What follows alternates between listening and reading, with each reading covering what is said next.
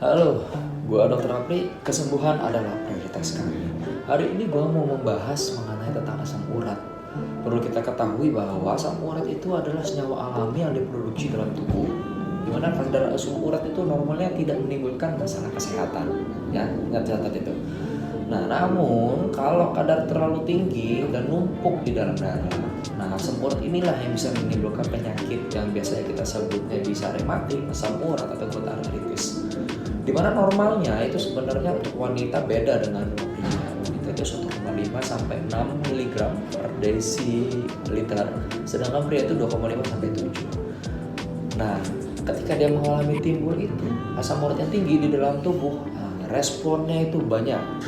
Nah, tetapi khasnya dia akan menyerang pada bagian sendi-sendi kecil, biasanya di tulang-tulang kecil di tangan ataupun di kaki.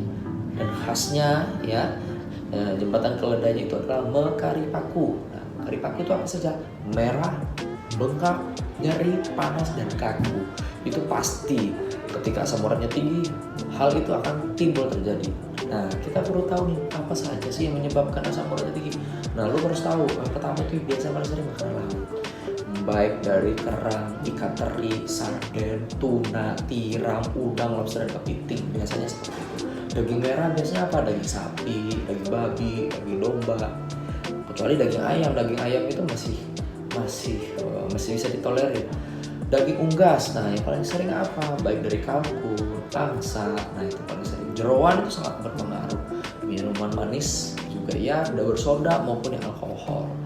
Nah, hal apa saja sih yang harusnya bisa kita hindari penyakit tersebut? Yang paling penting yang tadi yang menyebabkan asam uratnya tinggi, tolong dihindarin ya. Konsumsi makanan yang sehat, yang pastinya kurangi merokok. Terus juga kebutuhan cairan tubuh, artinya minumnya harus banyak dan berolahraga ya, baik bisa lari ataupun nge-gym ya.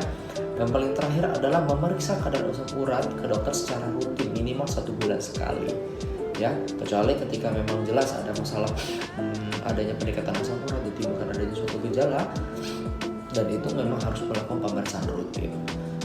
Mungkin itu saja yang bisa gue sampaikan. Kira-kira kita mau bahas apa lagi nih? Cek kolom komentar ya.